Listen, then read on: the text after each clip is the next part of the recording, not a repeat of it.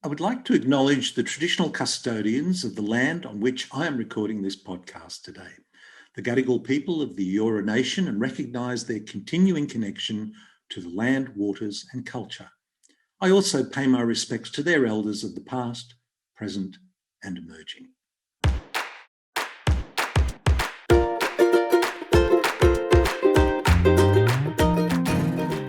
Hello and welcome to Unstressed. My name is Dr. Ron Ehrlich. Well, today we are going to be exploring drug and alcohol addiction and actually research education, particularly focused on our youth. My guest today is Paul Dillon. Now, Paul has worked in the drug education field for almost 25 years, and through his company, Drug and Alcohol Research and Training Australia, DARTA, he has been contracted to provide information on a range of drug issues to many audiences. And for the last 13 years, he has worked as information officer at the National Drug and Alcohol Research Centre. In 2009, his book, Teenagers, Alcohol and Drugs, was released by Allen and Unwin. It's a great conversation. We cover some great topics. It's wonderful to get Paul's insight into this really challenging field, which is a challenge for us as individuals, certainly for us as parents, and for those that are young in our society. Look, I hope you enjoy this conversation I had with Paul Dillon. Welcome to the show, Paul. Thank you for having me. Great pleasure to be here. Thank you, Paul. I've been looking forward to talking to you for some time and actually covering this really important topic of drug and alcohol, particularly amongst young people. I wondered if we might just start with alcohol, because I think for anybody that's ever tried to give it up, even for a week or two, you'd realise how ubiquitous it is in our society. It's for good, bad, celebrations, funerals, whatever. Tell us, how big a problem is alcohol in our society? Well, I think things have certainly changed. I've been in this field for a very long time now, and certainly when I started working in the alcohol and other drug field back in the early 90s, it was very, very difficult to talk about alcohol in a realistic way. Alcohol was not only socially acceptable, it was socially expected. And so if anyone kind of tried to challenge that in any way and say, take a look at your drinking, let's take a look at the alcohol culture in this country, you were met with quite a ferocious response. So I think that has changed. I think certainly we talk about it now. And I think also the lockdown, COVID restrictions, all those kind of things has made us look at our own alcohol use as well. So there's lots of conversations about it. I think in terms of young people, I've seen a tremendous change over the years of working with school-based young people. I mean, we now have one of the highest number of non-drinkers in our schools that we've pretty well seen since records began. To give you some sort of an idea of what I mean by that, way back in 1999, we had 1 in 10 12 to 17-year-olds who had never consumed alcohol. That is now, from the latest data, which was 2017, that's 4 years ago, but unfortunately COVID stopped the 2020 data from being collected. But in 2017, that was now 1 in 3 who had not drunk alcohol. Wow. So that's really significant. Yeah, it's a cultural change, and I mean, look, there are some people who refuse to believe that that's true. They say, the survey's wrong, but I go to about 120 schools, speak to 200 schools, 120,000 young people across the country, and yeah, I've seen the shift. In the way back, if you talked about non-drinking, you could see the non-drinkers in the room, but they kind of like just wanted to hide. Now the non-drinkers are an important part of a social group. They're the people who look after everyone. So it now is a valid, it's a viable choice. And I think that's really important. I think it's a trickle down effect from the designated driver. That's where it comes from for young people. It has social value. And look, I don't drink I've never drunk alcohol. I didn't drink alcohol as a teenager. I'm 61 now, and I still don't drink. And I'd have to say there was a period of time, maybe about 15 years ago, where it was most probably the hardest time for me to be a non-drinker, because everywhere I went, even giving talks at schools about alcohol and other drugs, they would end with a wine and cheese evening, which kind of really didn't make much sense. But and I used to get asked why, if I said I didn't drink, they would say, why? People wanted to know a reason why. And that has certainly shifted. Wow, that's so encouraging. I'm really pleased to hear that. And I think given your contact with 120,000 students and 100 or plus 200 schools, I think that's got to count for quite an interesting observation. Yeah, and the best part about it is it's backed by the research as well. It's backed by the stats. Now, as I said, whenever I talk about the fact that we have a growing number of non-drinkers, and can I say we've seen the same data from the European data came out at the end of 2020, and it's exactly the same story there. They've gone from something like, I think, 1 in 10 to 1 in 5. The US has seen similar changes. So it's around the world, and there's people try to kind of come up with reasons why it's happening. And in Europe, it's very much they talk about that parents are better informed. And there's also been some legislative changes. So places like the Netherlands, for example, raised their drinking age from 16 to 18. France introduced a legal drinking age for the very first time. So there have been some legislative changes too. But as I said, I think there is a greater, I suppose that to be a non-drinker has social value. I think that is important now. Most people, most adults would like to go out to dinner and have at least one person they know who's sitting there who doesn't drink, so they can drive them home. They don't have to pay for an Uber or a cab. I think it's the same thing with young people. That's really reflecting that. Are we seeing that? I know your focus is on youth, but are you seeing that same trend in adults?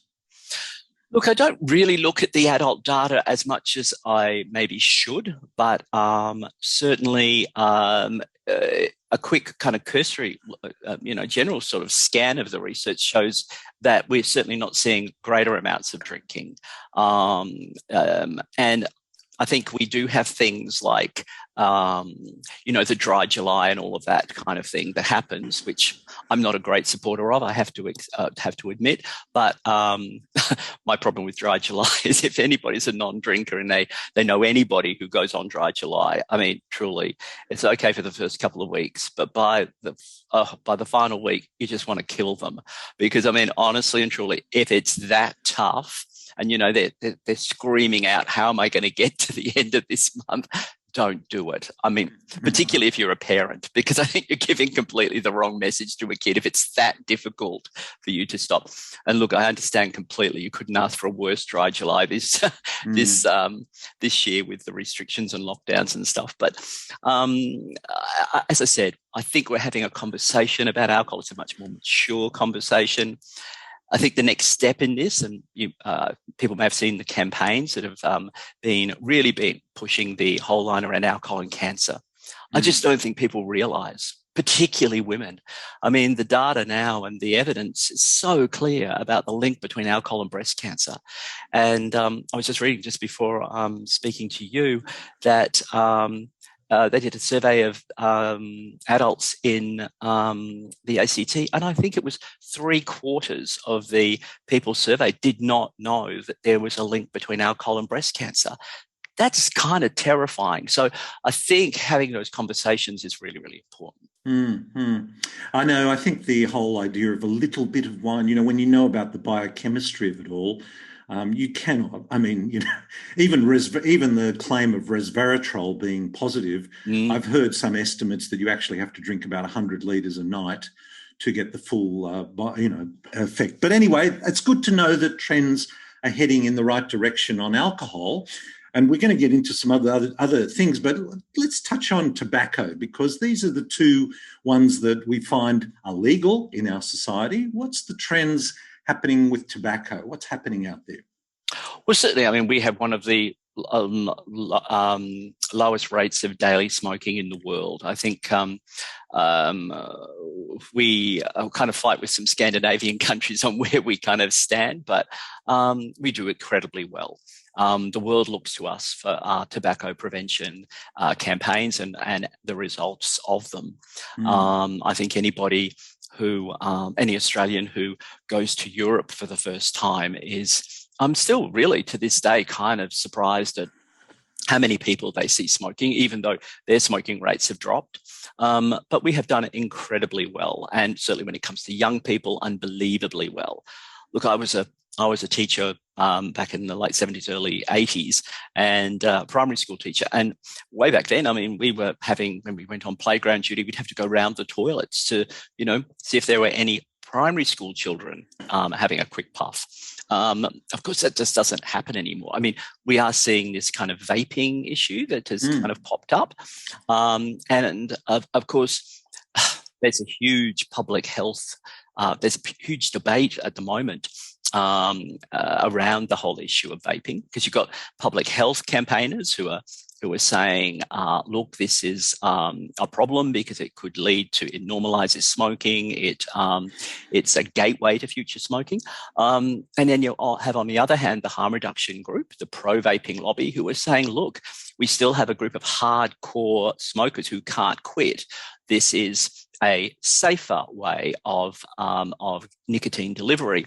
So that debate is raging at the moment. And can I tell you, the pro-vaping lobby are savage. I have never in my I've done media for a very long time, 25 years, and I've never been attacked. Like I wrote a piece for parents. So if your child turns around and says, but they find out their child's vaping and said, mum,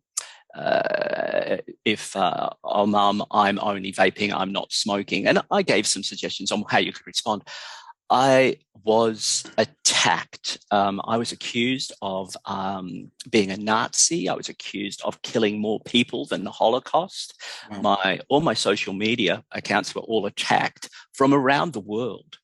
Now, as I always say, I don't really care what people in their 20s do. And you know what? If vaping can help anybody move away from nicotine, any greater harm, that's fine. I don't want to get into that debate. But to what I care about, what my passion is young people. And as always, what happens with any of these debates, and we had the same thing with pill testing a couple of years ago, with these very, very heated debates, kids get caught in the middle here. Because I think people forget that teens are very good at cherry picking their information. And so they hear these experts. And they're not the only ones. They're not the only ones. Well, that's true. Yeah. But I suppose it's about greater harm when you're talking about younger people too. Yeah. I think when you're talking about, you hear these experts and people I know and respect, I've known them for many, many years, say these things. And I think, yeah, I get what you're saying, but be a little bit more nuanced in your response. Be a bit more careful, put caveats in so that kids can't just, because I get these quotes from people. Young people will come up and say, this person said this. And that's what is said is most probably true, but there's no context to it. And of course, teens get stuck. And look, I'm working with a number of parents who are really struggling at the moment with their teens who are totally, completely nicotine dependent. One school I'm working with has 2 14-year-old girls who now wear nicotine patches under their school uniforms. Wow.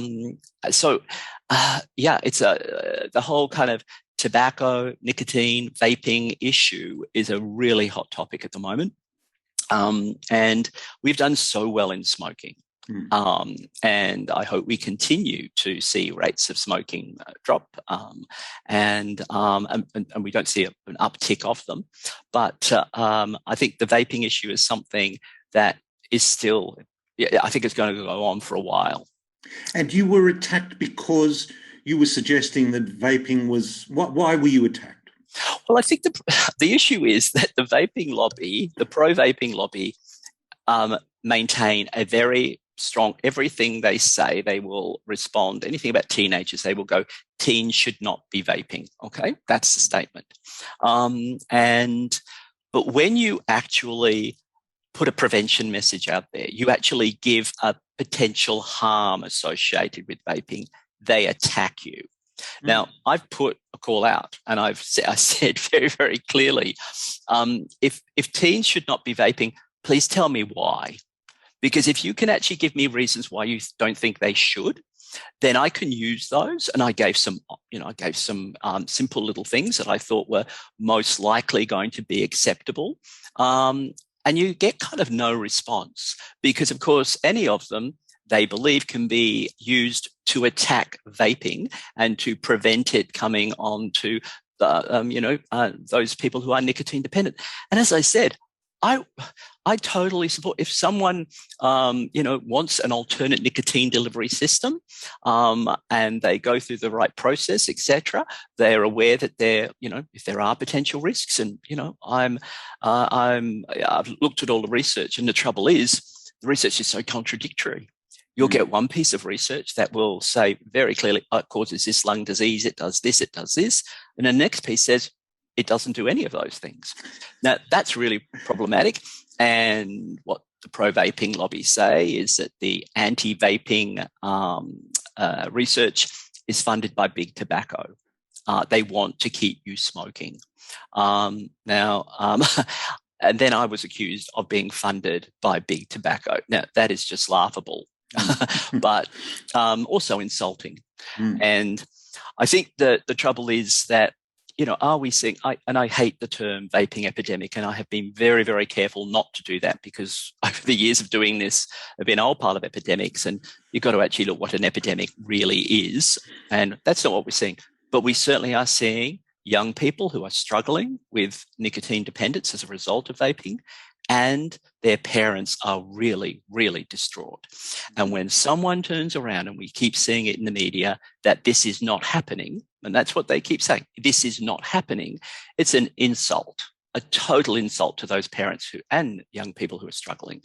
Is it an epidemic? I have never said that, and I never will. But is it an issue and a growing issue? Yes, certainly it is. And I mean, nicotine is extremely addictive.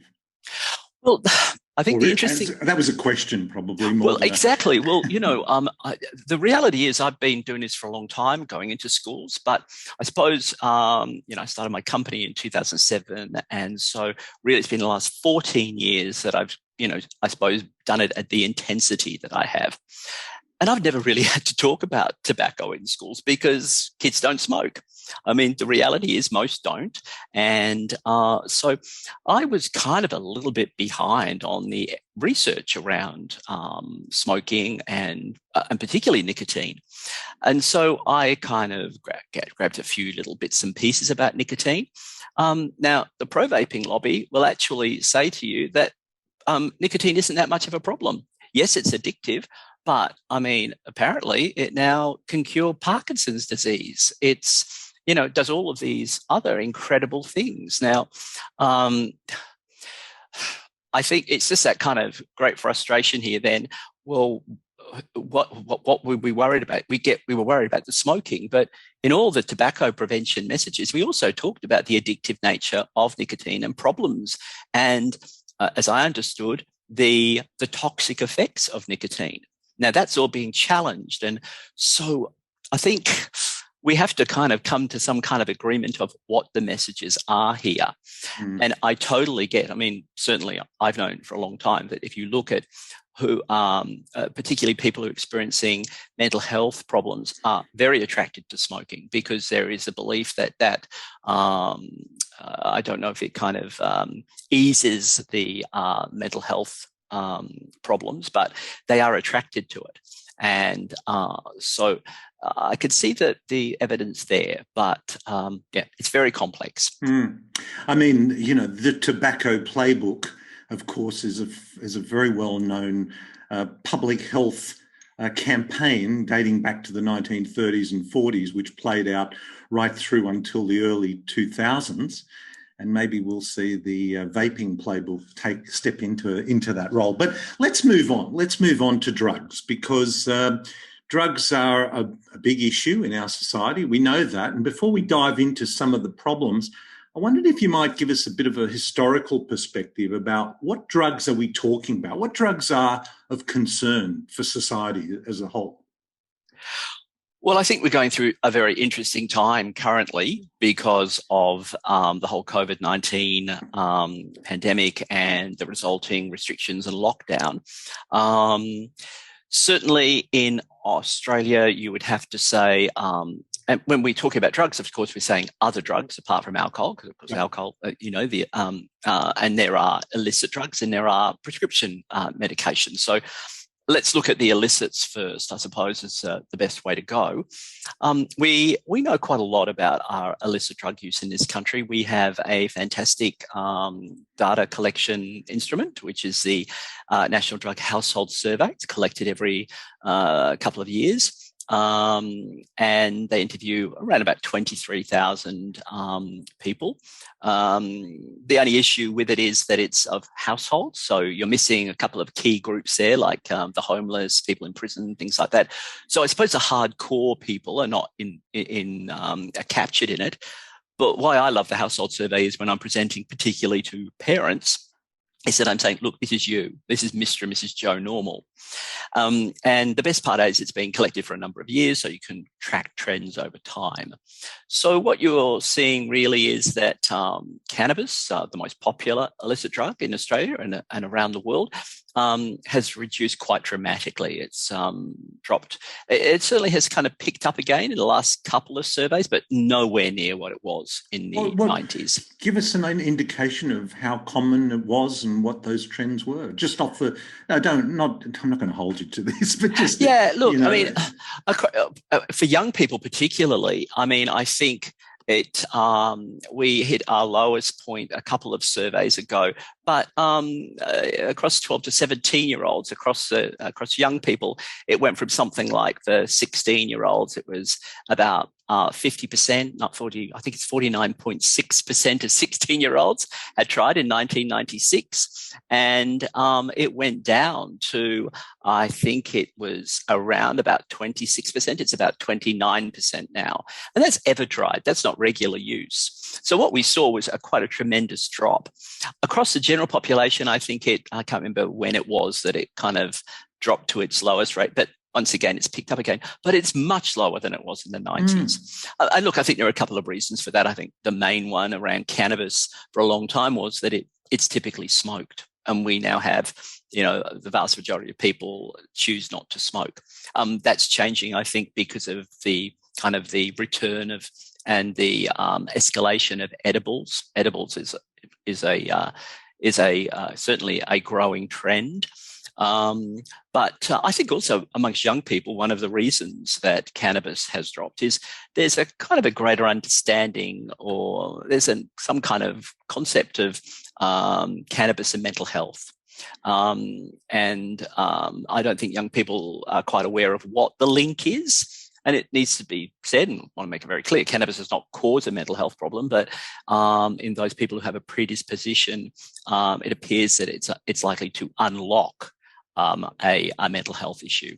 So things like schizophrenia and bipolar, it doesn't cause those, but it unlocks them. I think young people have an awareness of that.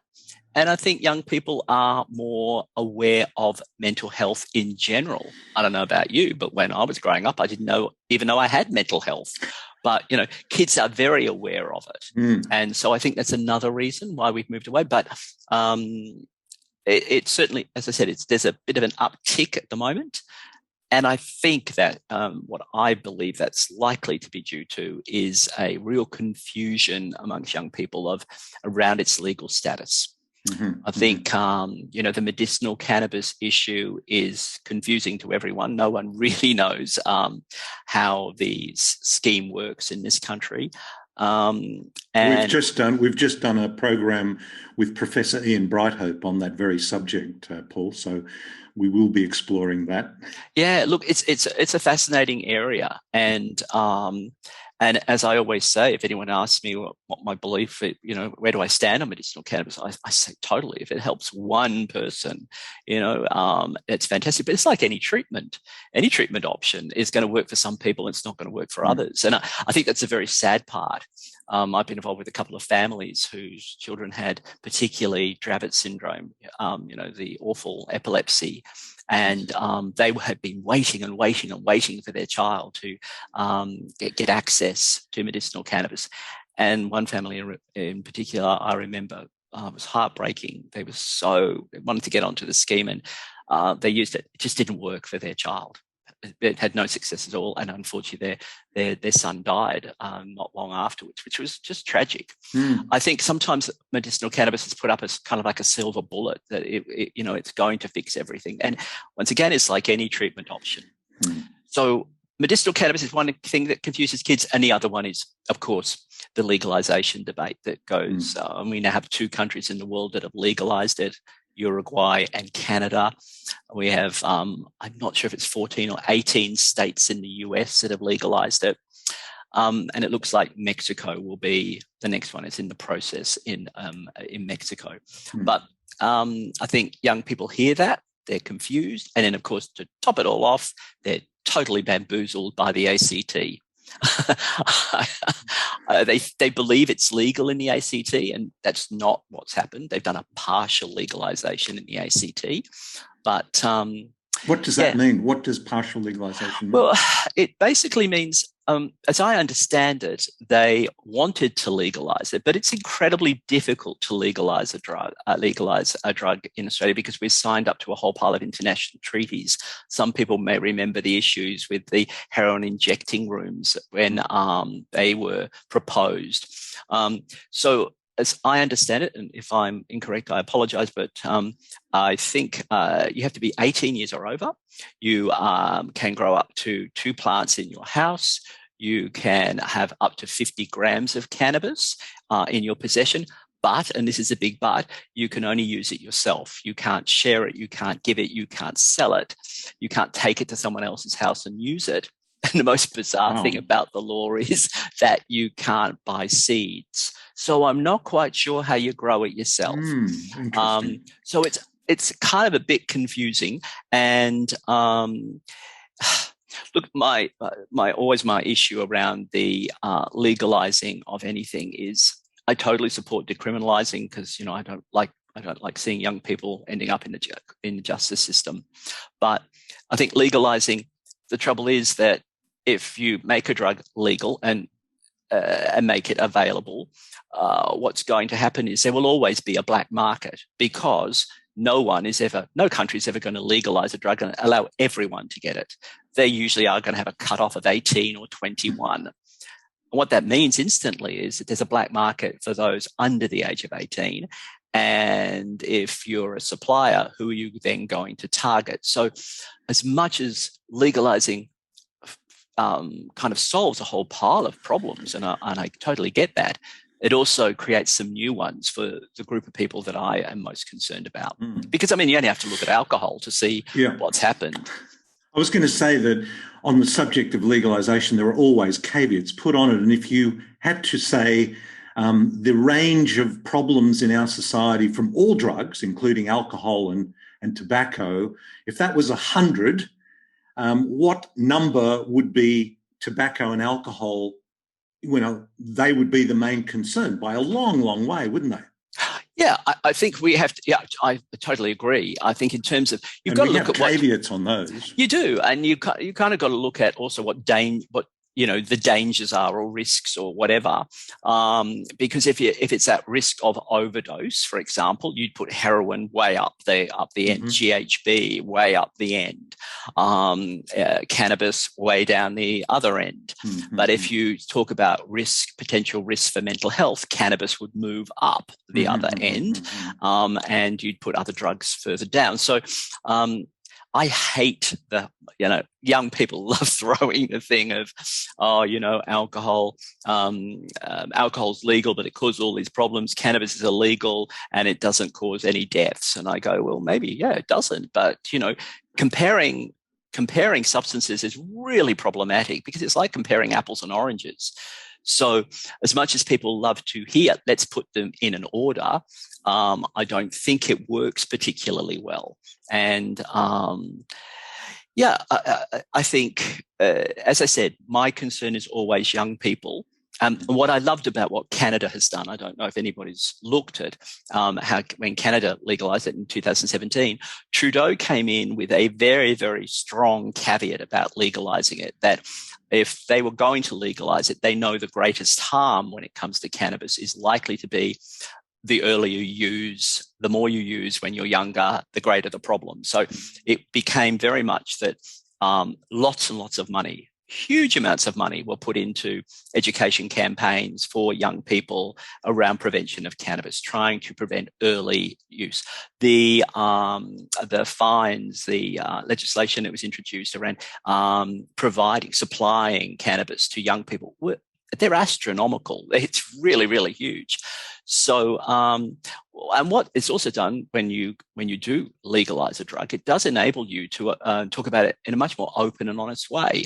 And certainly if you look at the campaigns that Canada have come up with for young people and prevention, they're fantastic. They're wonderful. And so there are benefits there. And New Zealand went to the polls to find out whether they were going to legalize it earlier this year.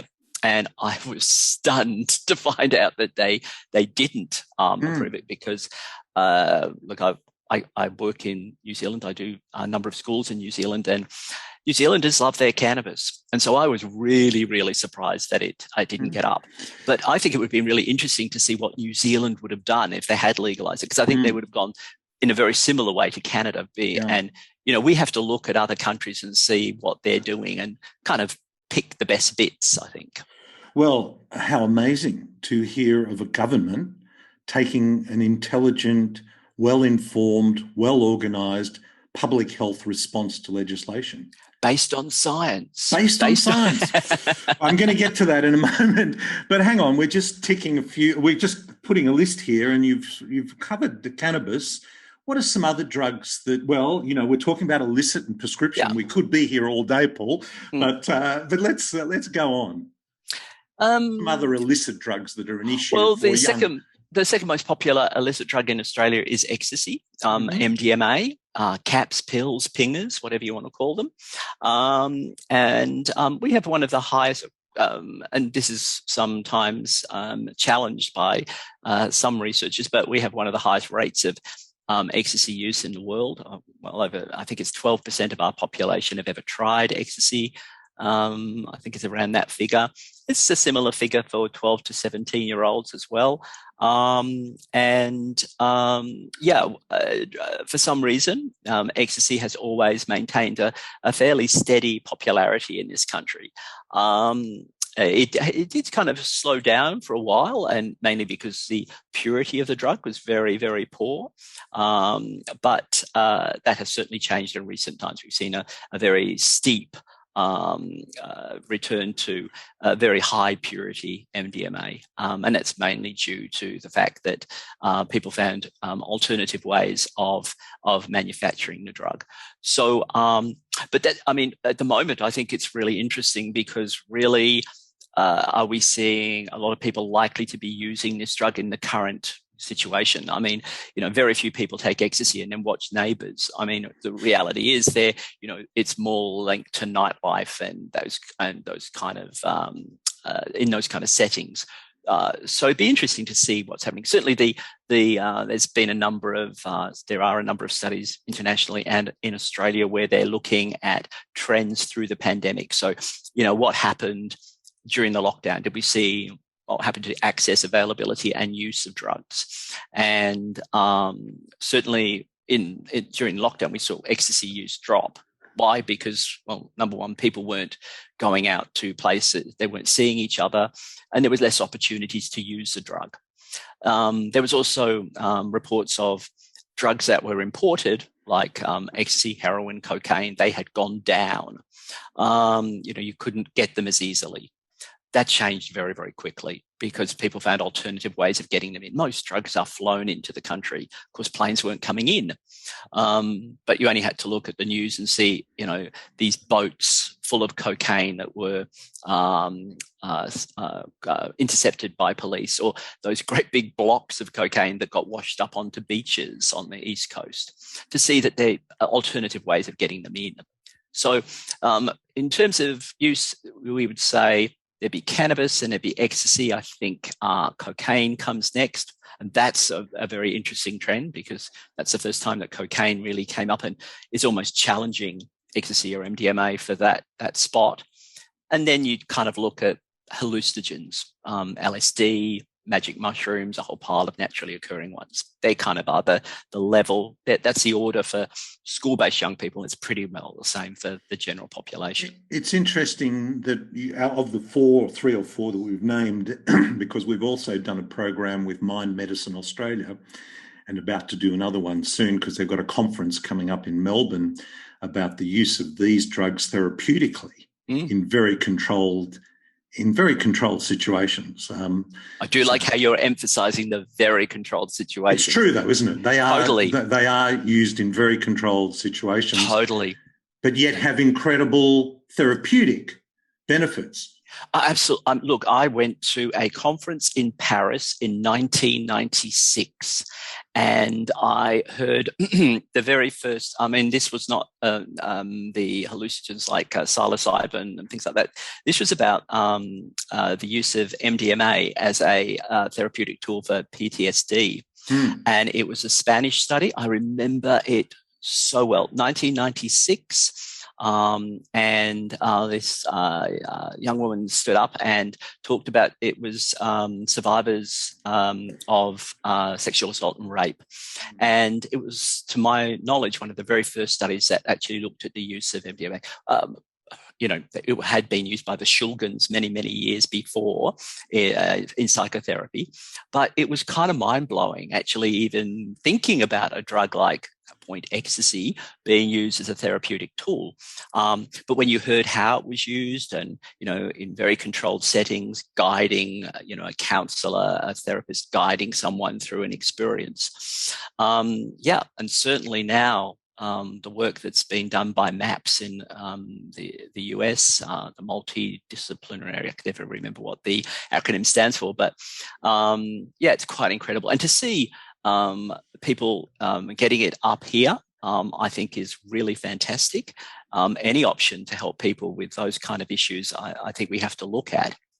Once again, I think we have to be incredibly careful about the messaging around this. And what I get quite often is young people going, LSD or magic mushrooms, they're absolutely fine, blah, blah, blah, blah, blah. They're used for therapy for anxiety or depression or whatever.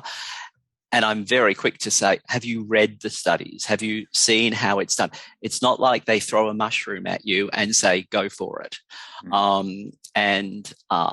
That, I think, is very, very important, because sometimes the headlines that you see in the newspapers around, LSD, well, there is a very famous one. I've actually got it that says, LSD cures depression.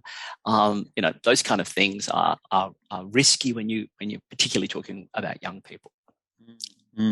So okay, that's given us I'm sure there are other. You mentioned a drug called GBH. What GHB, gamma hydroxybutyrate. This is a drug that it's a liquid drug. It's really the only illicit drug that you would purchase as a liquid.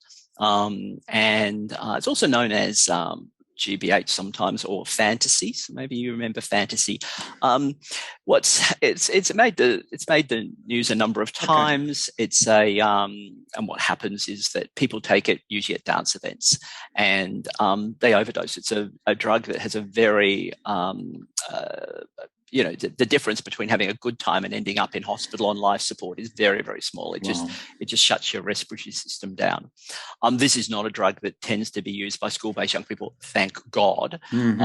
But certainly older people. It was very big it kind of got introduced through the gay dance scene and then has moved through and moved out. But nightclubs, dance events. Yeah.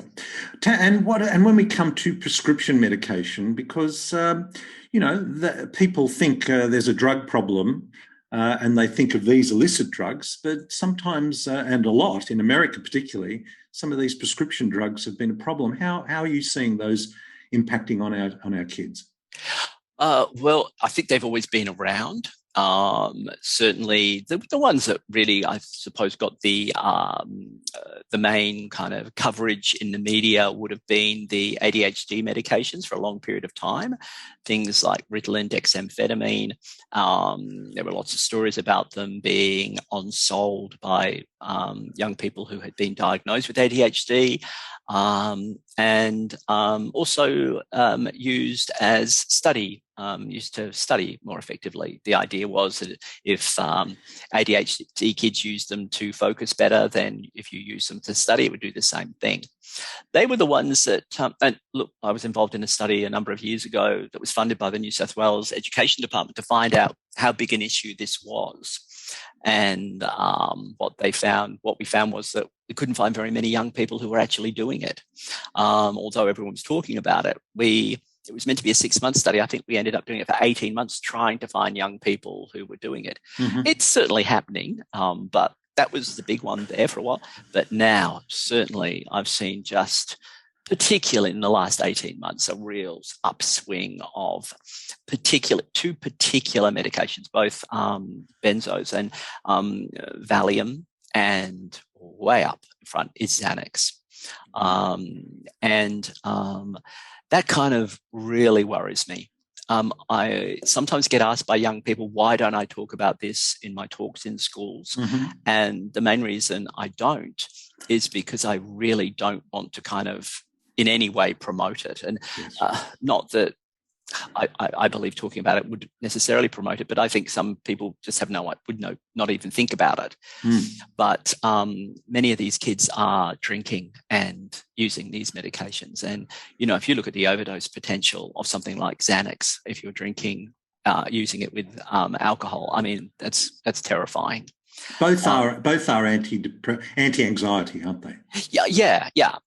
And but Xanax is a particularly strong one. And I just did a blog a couple of weeks ago about the purchasing of drugs online, which is a really, and particularly through social media apps. And the reason I did it was I've been contacted by a number of parents to say, what do I do? Help, where do I go? And in all these cases, young people had purchased a range of different substances, both legal, illegal, and pharmaceutical via particularly Snapchat. Snapchat is the one that young people are more likely to use, but also Instagram. And I had one parent of a 13-year-old girl who had been purchasing cannabis and Valium via social media apps and then running quite a thriving business on selling them. She was 13. And this is not a kid with a whole pile of other social issues, social problems. She comes from a great family, loving family. There's no outward problems there. But more and more I am seeing kids who are starting to mess around with pharmaceuticals. And I think one of the reasons for it is that I've said for many, many years, we always talk about, one of the greatest dangers about illicit drugs is you never know what's in it. Well, kids are confident when they get pharmaceutical, they know what's in it. And also they come from a doctor. So how can they be bad? And that, Well, I mean, we've also done a program with Dr. Jodie Lowinger of Sydney Anxiety Clinic, and she shared with me a statistic. I think this was 1 in 4 or 1 in 5 kids under the age of 18 are being diagnosed with depression and anxiety. Was it 1 in 4 or 1 in 5, Paul? I don't know. I'm not exactly sure. But it's a shocking statistic. I think it's either way. I think it's 1 in 5. 1 in 5. I think so too. In the last secondary school survey, which was conducted in 2017, they asked a couple of questions about mental health, and they said, they asked the young people, so this is self-report, have you been diagnosed with a mental health condition? And the numbers, particularly for, 14, 15, 16, that age group, was terrifying. And I think, yeah, of course, if a child has a mental health problem, of course they need help and everything. But you've got to remember that when you actually give them a diagnosis and you tell them, you're kind of labeling someone as well, which I think is incredibly problematic. If you look at, and also I think we have, I don't know if you've seen the data that's coming out now about the impact of lockdowns on young people and restrictions across the world. And we have seen increased rates of anxiety, increased rates of depression, and you are bound to see increased, medication of these young people, which, look, I'm totally supportive. If there's something that helps someone feel better, if they're going, I get that. But I think we wonder why some young people start using illicit drugs. Well, we start making them a drug user at a very, very early age. I mean, we have baby Panadol, for heaven's sake, baby Nurofen. Yeah. As I always say to parents, if you want to they say, when should I start talking about drugs with my child? I go, when you start giving them to them. And so, one thing I often say to parents is, think about the last time your son or daughter had a headache. What was your first response? And so many times it's go and grab a Panadol. Instead of saying, for most young people, go and get a glass of water. Because, it's dehydration for most, and you have a glass of water, you fix it up. But it's this whole idea of, and also I think we live in this world currently of the 5-minute go into a doctor, consultation. And that's kind of, I remember when I was growing up, I've spoken to my mother about this, that I can remember going to the doctor and something was wrong. And the doctor would tell you, you're going to be on this medication and blah, blah, blah. And they talk it through. Even with you as a child, they would have a chat. Now you get a prescription, you walk out the door, you go to your pharmacist might say something. In fact, most of them do. I think they're pretty responsible that way. But realistically, it's just a medication. You pop it, don't think about it. Yeah. Another aspect to that, of course, is too that if you are prescribed it, say you are a young 14 to 16-year-old on antidepressants. Some of the reading that I've done is some of those classes of antidepressants research has been done on adults, but the effect on children is to increase suicidal thoughts. Is that have you heard that kind of statistic too? It's not my area, so I'm very hesitant to actually speak on it, but certainly I think there are concerns. I suppose to put what you're saying in a different kind of context, I will get many young people who will come up to me who have a pre-existing condition. So something like epilepsy, diabetes, or depression. And they will come up and they'll say, look, I'm on medication, what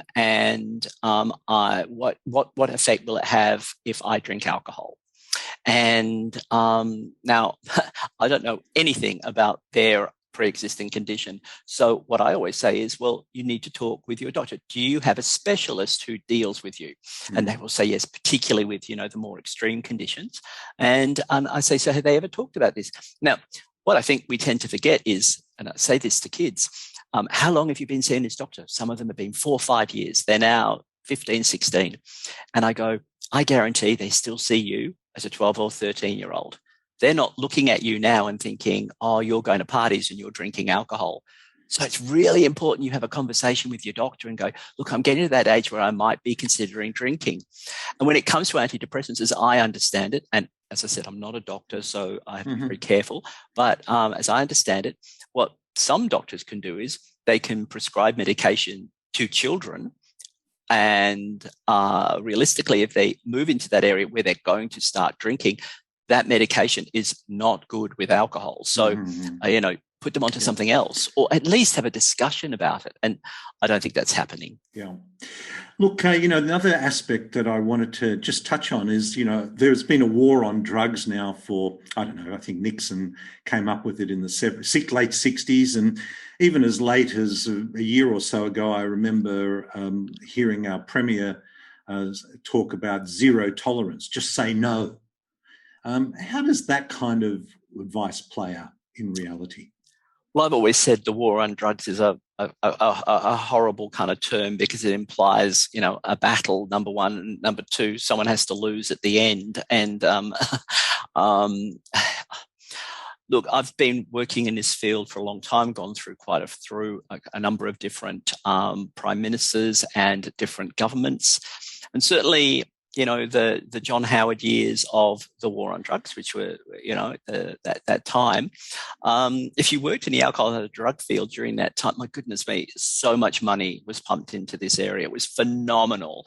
You go to a public health conference and anyone from the Heart Foundation or Cancer Council would spit at you, because, so much money was pumped into alcohol and drugs, when the reality was that there were other public health issues that were not ignored, but certainly weren't getting as much attention.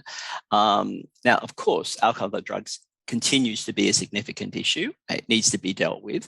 And back then, there was a lot of money put into treatment and everything, but an awful lot of money also put into supply reduction. So going into the policing of particularly illicit drug use. Is that appropriate?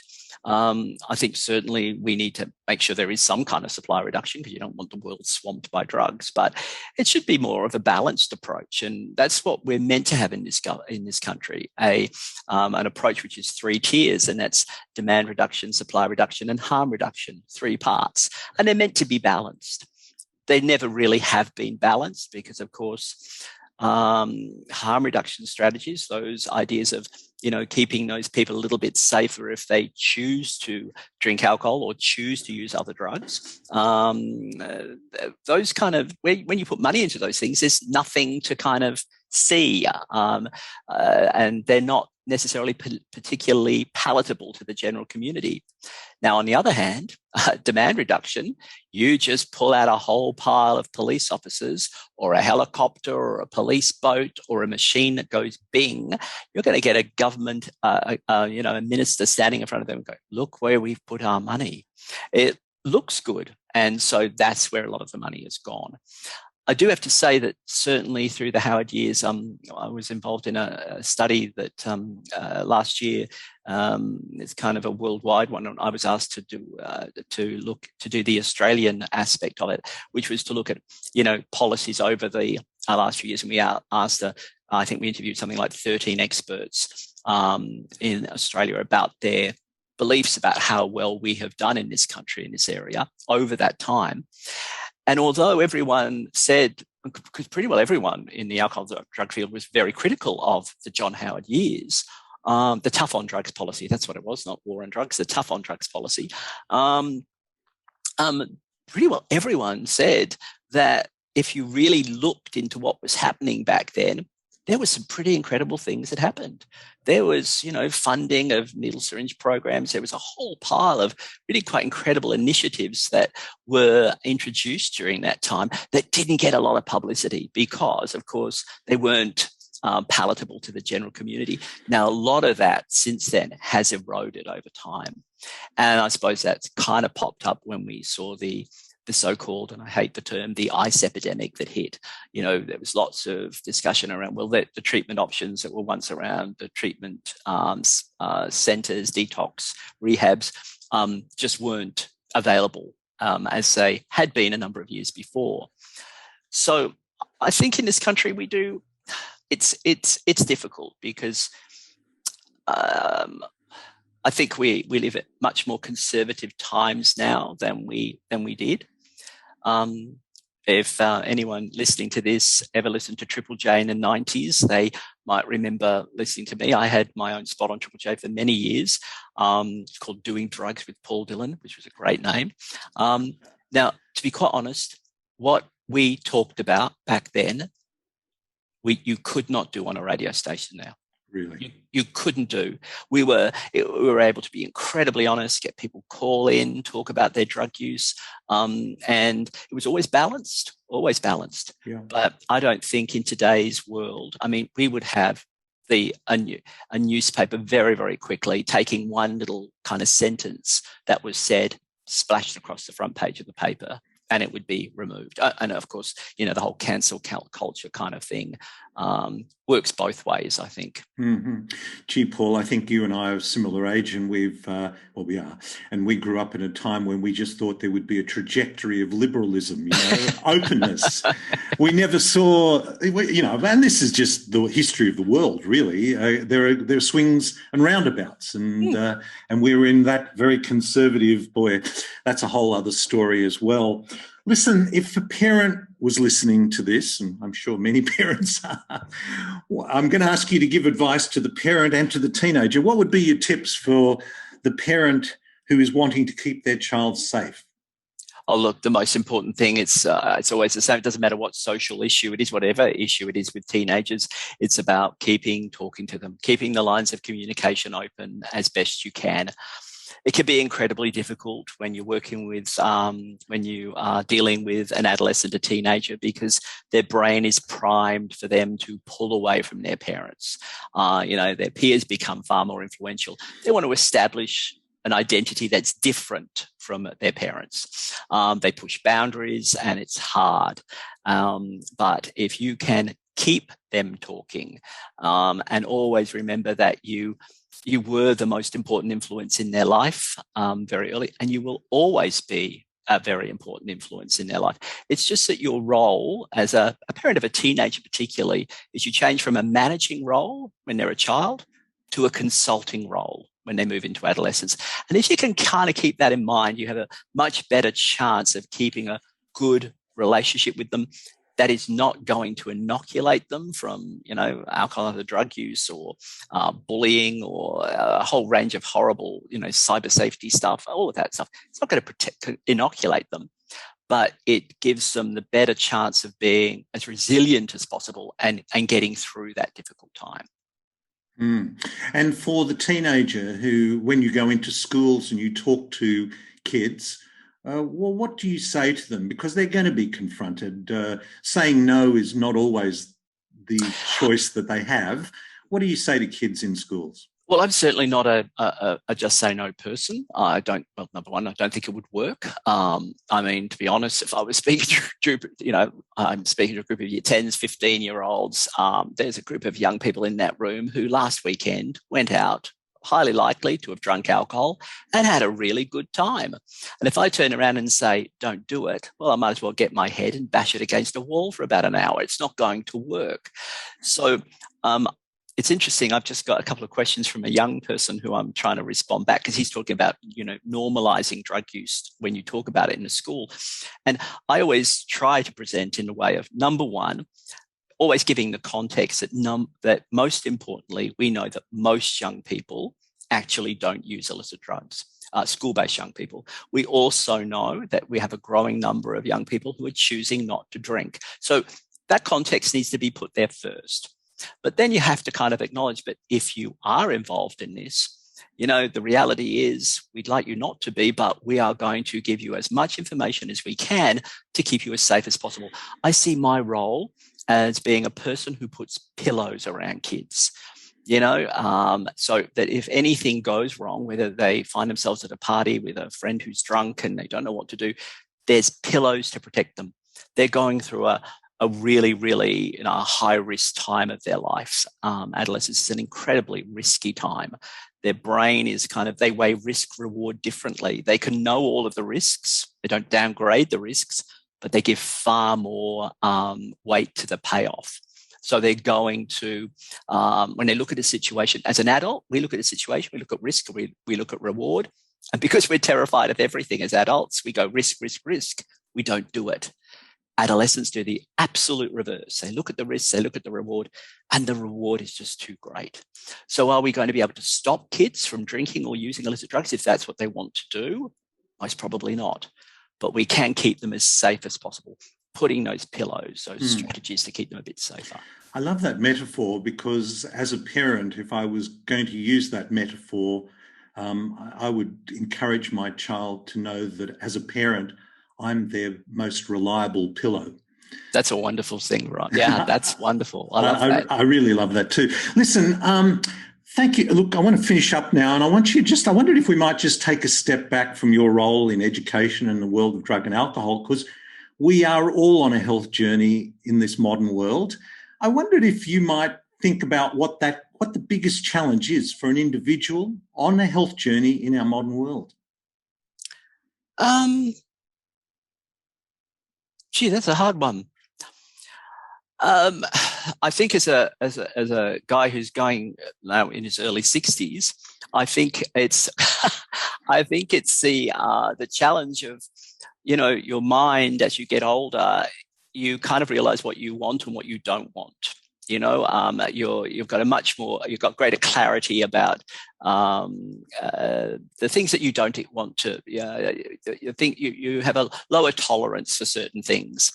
The trouble is your body doesn't keep up with that. And like last year during lockdown, I broke my shoulder.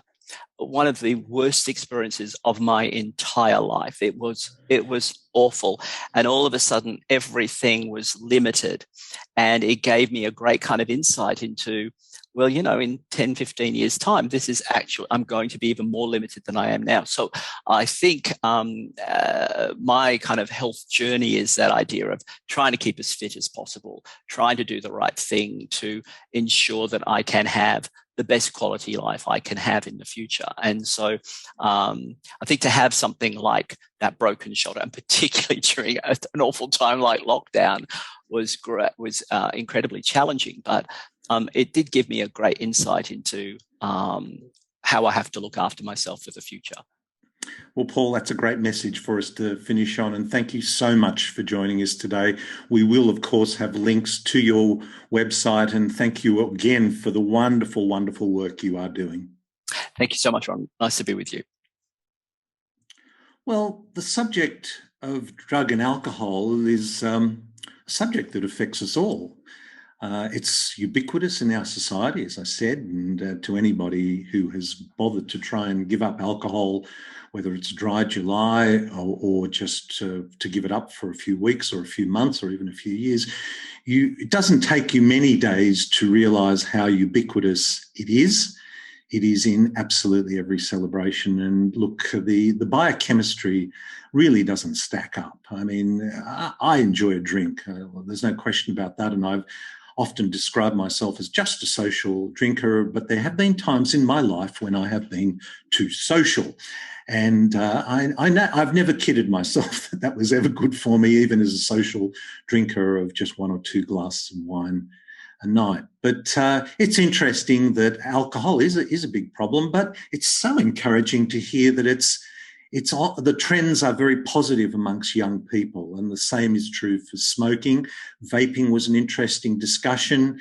I thought what was so fascinating was the Canada model, where they decriminalised cannabis, but they launch a big public health campaign to make it clear that for young people, it's just not enough to say no. There are actually serious mental health issues for those that are vulnerable. And who are those that are vulnerable? Well, I think Paul was equally shocked when he heard the statistic, as I did with Jodie Lowinger from the Sydney Anxiety Clinic, that 1 in 5 children are being diagnosed with anxiety or depression. Now, that's diagnosed, so one can only imagine how many other kids who are feeling anxious and depressed are similarly going undiagnosed. And of course, the whole story about ADHD we've covered before, but 1 in 10 children in Australia are being diagnosed with ADHD. And Ritalin or MDMA is kind of, is Ritalin MDMA? Anyway, Ritalin is being used, sometimes diagnostically, because if the response to Ritalin is one of calming the child down, then that's almost diagnostic of them having ADHD. Interestingly, and I'm hoping to do a podcast with a pediatric respiratory physician. I did one many years ago who shared a statistic who said of the 1 in 10 children that are diagnosed with ADHD, 50% of those diagnosed have an underlying sleep disordered breathing condition. So that goes off on another whole tangent. But the point being that it's a big problem that exposes kids to medications in our society. And of course, the use of cannabis, ecstasy, cocaine, LSD. I wasn't familiar with GHB, gamma hydroxybutyrate. Xanax, Valium, boy, they're out there, aren't they? And alcohol, of course.